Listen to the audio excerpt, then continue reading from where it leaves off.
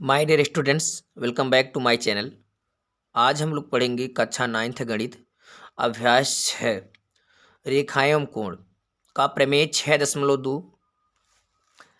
इसमें दिया गया है यदि दो रेखाएं परस्पर प्रतिच्छेद करती हैं तो शीर्षाभिमुख कोण बराबर होते हैं। इस चैप्टर से संबंधित आपने प्रश्न किए होंगे कि शीर्षाभिमुख कोण क्या होता है, उसके सवाल कैसे लगाए जाते हैं। तो आइए थोड़ा सा शीर्षाभिमुख कोण के बारे में चर्चा कर लिया जाए कि शीर्षाभिमुख कोण होते क्या हैं। यहाँ देखेंगे कि जब दो रेखाएं एक दूसरे को प्रतिच्छेद करती हैं, प्रतिच्छेद करने का मतलब काटती हैं। देखिए दो रेखाएं मैंने बना लिया, इसको यल दे रहे हैं, इसको हम एम।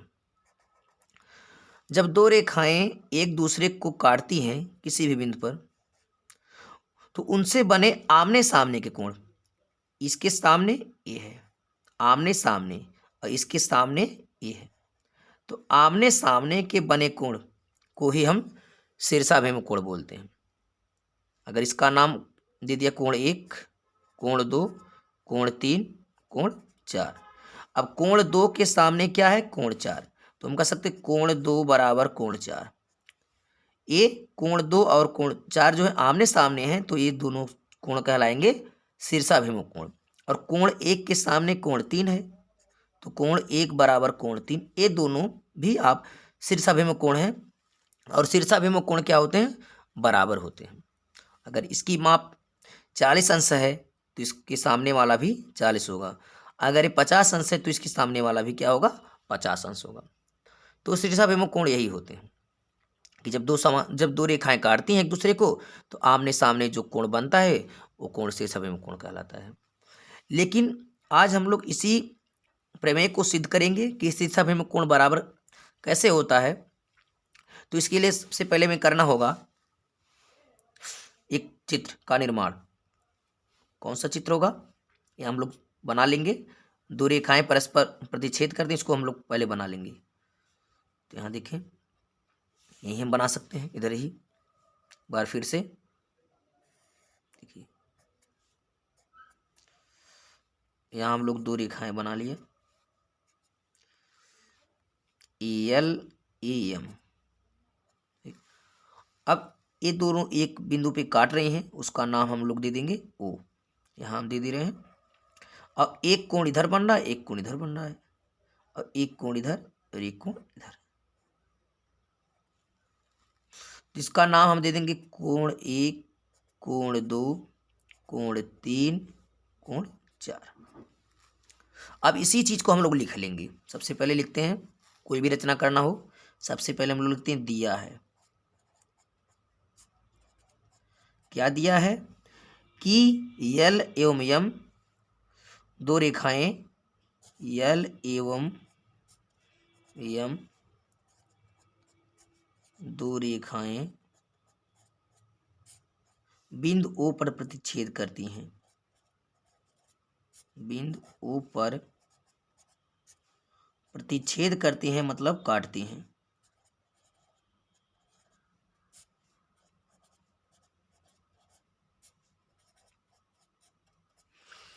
ये तो हमें दिया है। उसके बाद हमें सिद्ध करना है। फिर लिखेंगे दूसरी हेडिंग, सिद्ध करना है। क्या सिद्ध करना है? कि यदि दो रेखाएं परस्पर प्रतिच्छेद करती हैं तो शीर्षाभिमुख कोण, तो शीर्षाभिमुख कोण जो है बराबर होते हैं। तो अब देखिए, जो कोण 2 है, कोण 4 है, यही आमने सामने है, ये दोनों बराबर होंगे। तो कोण 2 बराबर कोण 4, या इसके सामने कोण 1 बराबर कोण 3। यही हमें जो है आमने सामने के कोणों को क्या करना है? बराबर सिद्ध करना है। उसके बाद हम लोग लिखते हैं तीसरी उपपत्ति, जहां से हम लोग सिद्ध करने का काम करेंगे।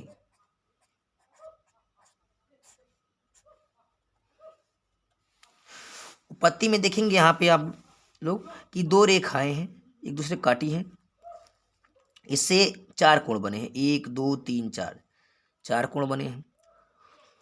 तो इसमें हम लोग एक प्रमेय और लागू करेंगे, रैखिक युग्म का।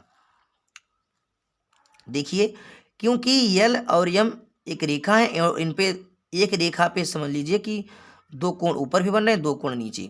जब एक रेखा पे दो से अधिक कोण बनने लगे तो वह कोण कहलाते हैं रैखिक युग्म, और जिनका योगफल होता है 180 अंश। आप लोग पढ़े होंगे रैखिक युग्म कि एक रेखा पे जब दो से अधिक कोण बनने लगते हैं, एक यहाँ भी, एक यहाँ भी, एक यहाँ भी, एक रेखा पर, सीधी रेखा पे, तो ये जो कोण बनते हैं वो रैखिक युग्म के कोण कहलाते हैं, जिनका योगफल होता है 180 अंश। अगर एक कोण एक है, इसका नाम 2 कर दिया जाए, इसका नाम 3 कर दिया जाए, तो एक ही रेखा पर 3 कोण बन रहे हैं, एक कोण, दो कोण, 3। यही कोण, तीनों कोण जो हैं वह रैखिक युग्म के कोण कहलाते हैं, और जिनका योगफल होता है 180 अंश। चाहे इस पे 3 कोण बने या 4 कोण बने या कोण 2 ही बने, अगर एक ही रेखा पे वो कोण बनता है वो, तो वह रैखिक युग्म का कोण कहलाता है, जिनका योगफल क्या होता है 180 अंश। अगर 2 कोण होता, कोण 1 और कोण 2, सिर्फ 2 ही कोण बनता, तब हम लिखते कोण 1 प्लस कोण 2 बराबर 180 अंश। तो एक ही रेखा पे बनने वाले कोणों का योग कितने का होता है 180 अंश होता है। तो यही रैखिक युग्म है, इसी का हम लोग प्रयोग करेंगे यहाँ। यहाँ ध्यान दें, यहाँ देखेंगे कि यम एक रेखा है, वो भी कैसी, सीधी रेखा है, और यल भी एक सीधी रेखा है। तो लिखेंगे यम एक सरल रेखा है। अब यम एक सरल रेखा है तो यम को यहाँ से देखेंगे, ए यम सरल रेखा है, और इस पे जो है दो कोण बन रहा है, कोण 2 और कोण 1। ध्यान से देखेंगे कि यम जो एक सीधी रेखा है, इस पे दो कोण बन रहा है, कोण 2 बन रहा है, कोण 1। और ये दोनों कोण क्या होंगे, रैखिक युग्म के कोण कहलाएंगे, क्योंकि एक ही रेखा पे बनी है। तो इनका योगफल क्या होगा 180 अंश। तो हम लिख सकते हैं कि कोण 2 और प्लस कोण 1, इनका योगफल हो जाएगा 180 अंश। और क्यों होगा ये, रैखिक युग्म से, रैखिक युग्म से। अब इसको आप समीकरण 1 दे सकते हैं। और पुनः आप देखेंगे एक चीज और, कि यहाँ एक तो यम एक सीधी रेखा थी, और यहाँ आप देखेंगे इधर से आके तो यल भी एक सीधी रेखा है, और जिसपे भर दो कोण बन रहे हैं, यहाँ कोण 1 और कोण 4। लिखेंगे यल एक सरल रेखा है। अब यल एक सरल रेखा है, इस पे दो कोण बन रहे हैं, कोण 1 और कोण 4। तो यह भी एक रैखिक युग्म का कोण हो जाएगा, कोण 1 और कोण 4, इनका भी योगफल कितने का हो जाएगा 180 अंश। इसका आप समीकरण दे देंगे और लिख देंगे रीजन रैखिक युग्म से।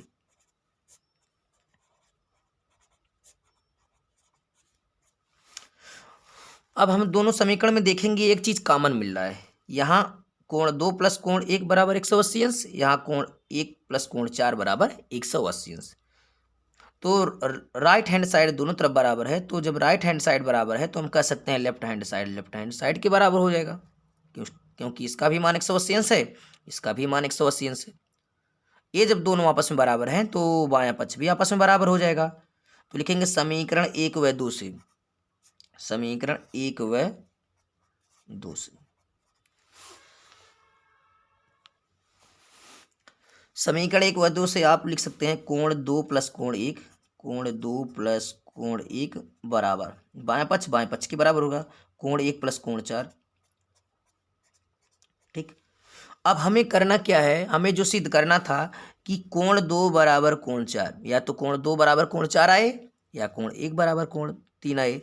तो हमें कोण 2 और कोण 4 मिला है, तो हम लोग क्या कर लेंगे, बस कोण 2 को बाएं पक्ष में रख लेंगे और कोण 4 को दाएं तरफ लिख लेंगे। तो कोण 2 प्लस कोण 1, ये जो कोण 1 दाहिनी ओर है उसको हम क्या कर लेंगे, पक्षांतर करके बाईं ओर ला के आएंगे, क्योंकि हमें बाईं ओर, दाहिनी ओर सिर्फ कोण 4 चाहिए, और जो कोण 4 है उसको हम लोग दाहिनी ओर रख लेंगे।